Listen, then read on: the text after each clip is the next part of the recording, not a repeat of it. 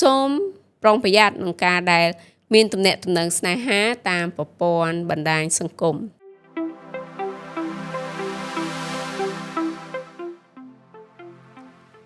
សូមជម្រាបសួរស្វាគមន៍មកកាន់សប្តាហ៍ថ្មីនៃកម្មវិធីរបស់យើង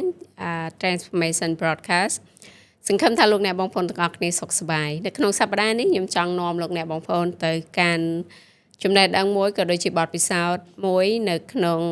ប្រព័ន្ធបណ្ដាញសង្គមជាពិសេសគឺអ្វីដែល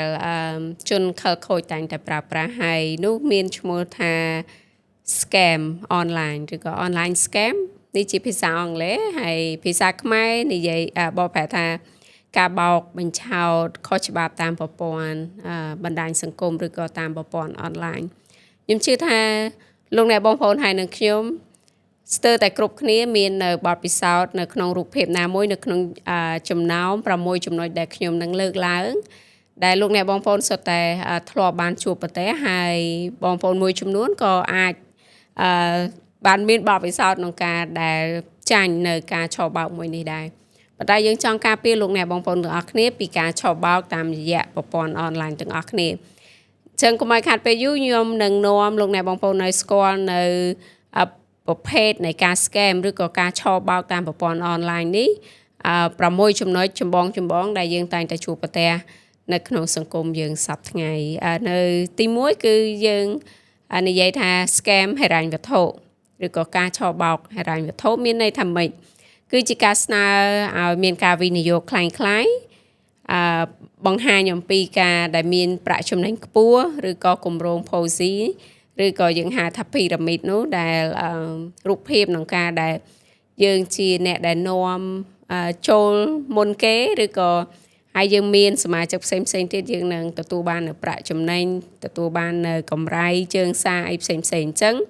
នោះគឺជារបៀបមួយដែលជនល្មើសឬក៏ជនខិលខូចអាចប្រើប្រាស់តាមរយៈប្រព័ន្ធអនឡាញដែលឬក៏គេអាចប្រាប់អំពីគម្រោងនៃការវិនិយោគណាមួយដែលទំនងជាមានផលចំណេញខ្ពស់ហើយ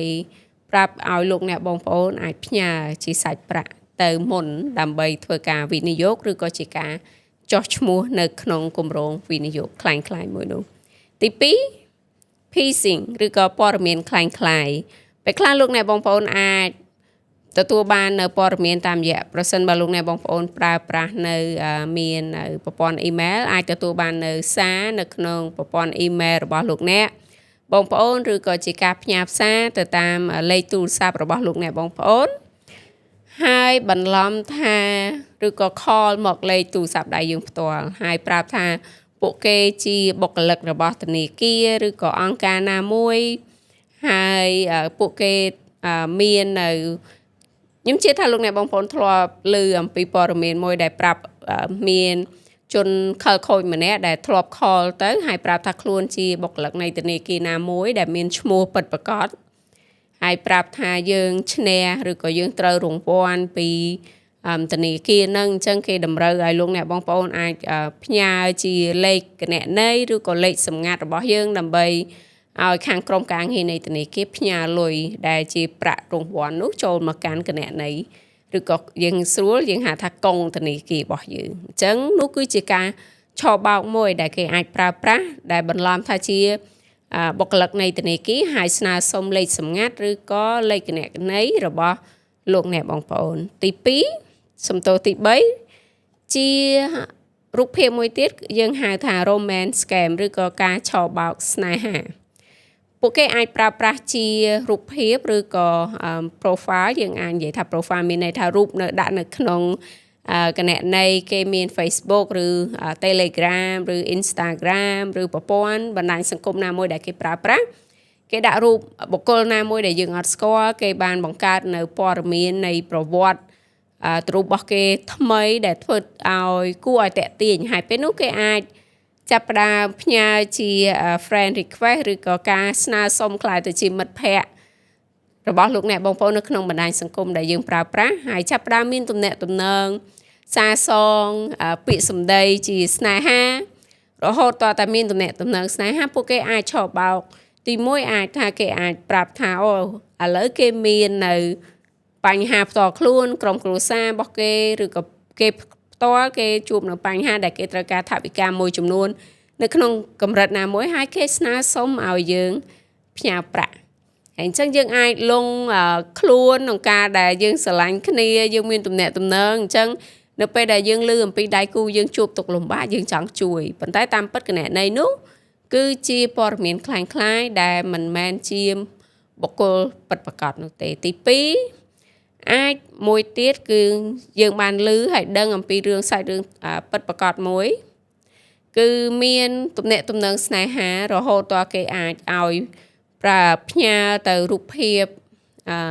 មិនសមរម្យរបស់យើងទៅឲ្យគេ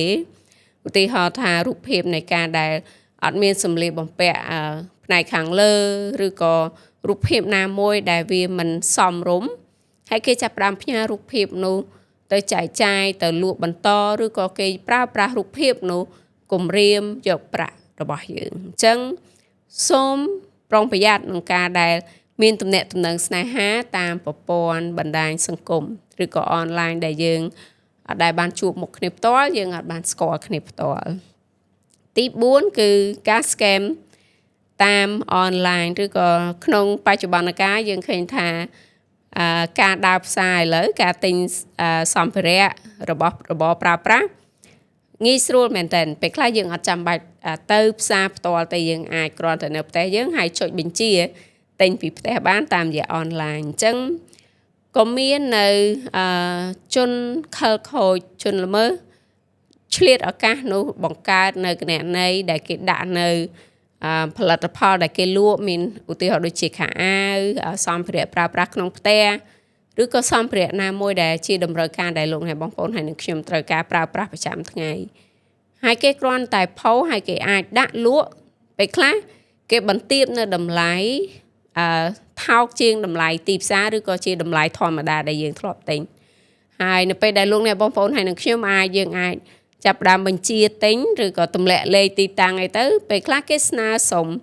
ឲ្យយើងបង់លុយមុនទទួលអីវ៉ាន់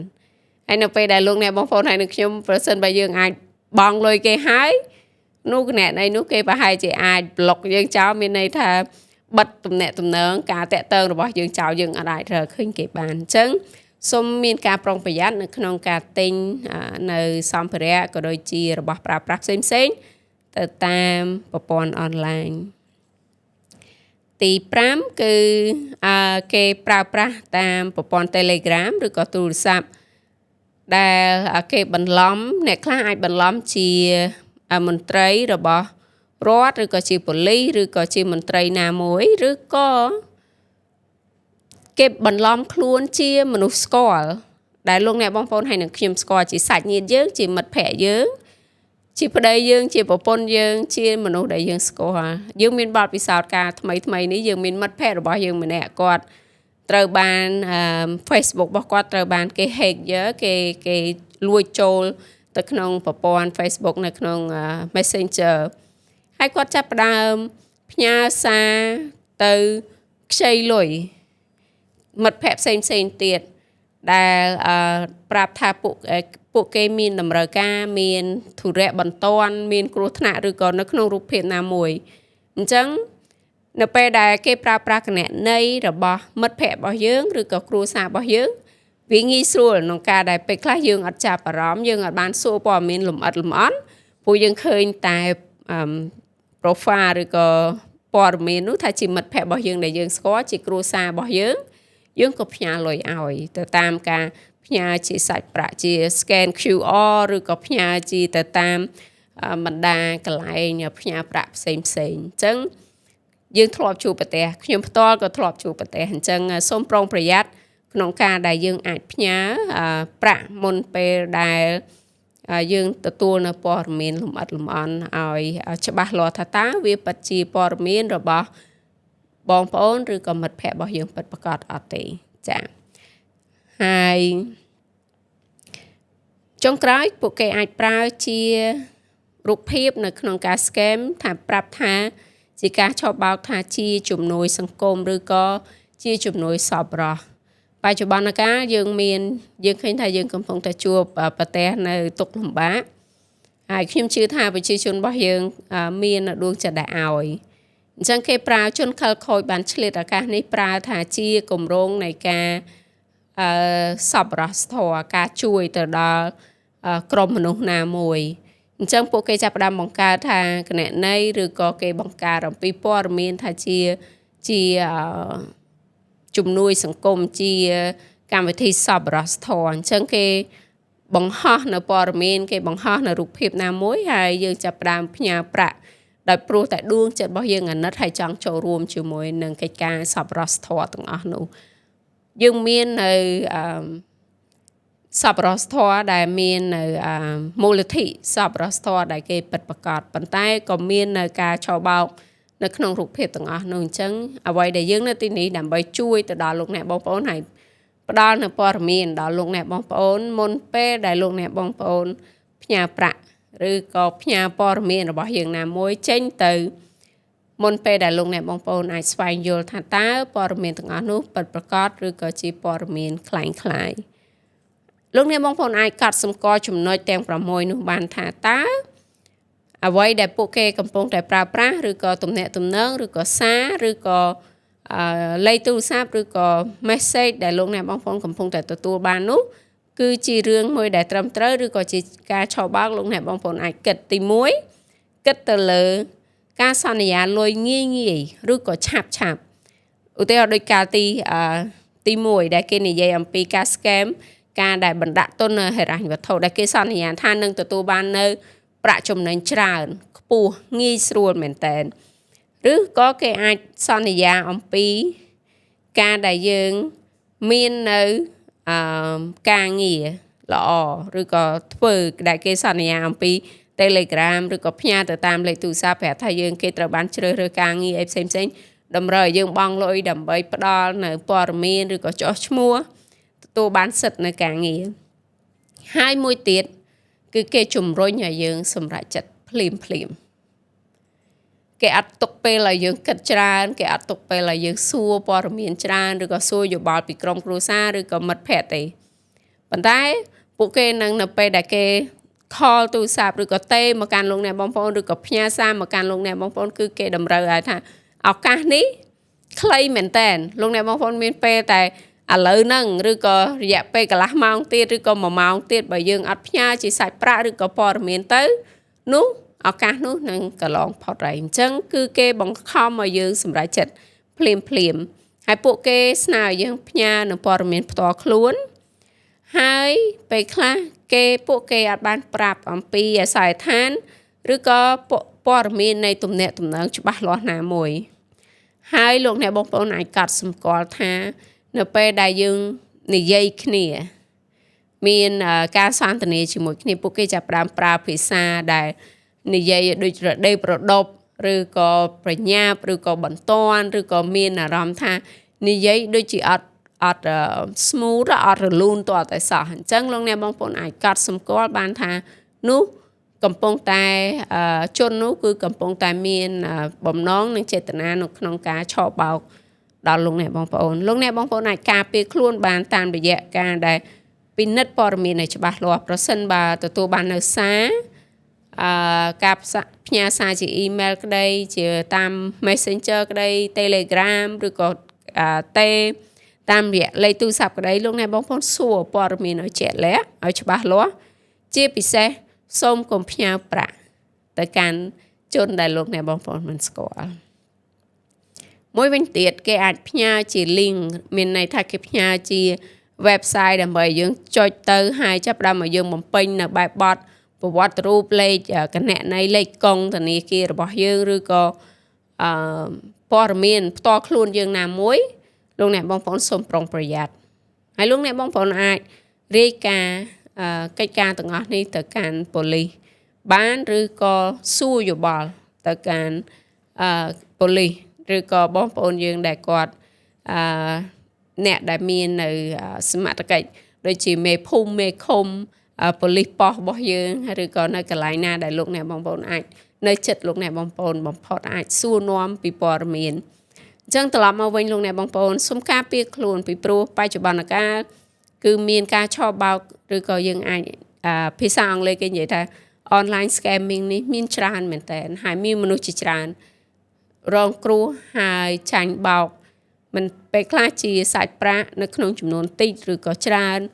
ចាញ់បោកទៅដល់រហូតដល់មានការជួញដូរពេលខ្លះគេផ្ដល់នៅព័ត៌មានអំពីការងារដែលគេអត់ត្រូវការបទពិសោធន៍គេអត់ត្រូវការចំណេះដឹងខ្ពស់ឬក៏បទពិសោធន៍ច្រើនទេប៉ុន្តែគេនឹងផ្ដល់នៅប្រាក់ខែខ្ពស់អញ្ចឹងព័ត៌មានមួយនេះក៏លោកអ្នកបងប្អូនអាចប្រុងប្រយ័ត្នគិតអំពីថាតើការសន្យានោះគឺលុយងាយហើយឆាប់ផលចំណេញច្រើនហើយมันមានប្រភពឬក៏អាស័យដ្ឋានច្បាស់លាស់លោកអ្នកបងប្អូនការពារពីការ scamming កុំឲ្យធ្លាក់រហូតដល់នៅពេលដែលយើងបាត់បង់លុយវាជារឿងមួយដែលគួរសោកស្ដាយប៉ុន្តែលើសពីរឿងដែលអាក្រក់បំផុតយើងអាចក្លាយទៅជាជនរងគ្រោះនៅអំពើជួញដូរមនុស្សតាមរយៈការឆោបបោកទាំងអស់នេះផងដែរអញ្ចឹងសូមប្រុងប្រយ័ត្ននៅចំណុចទាំង6ខាងលើនេះសង្ឃឹមថាលោកអ្នកបងប្អូនអាចការពារខ្លួនបានពីការឆោបបោកតាមប្រព័ន្ធអនឡាញសូមព្រះជាម្ចាស់បានប្រទានពរយើងនឹងជួបជាមួយគ្នានៅវីដេអូខាងក្រោយទៀត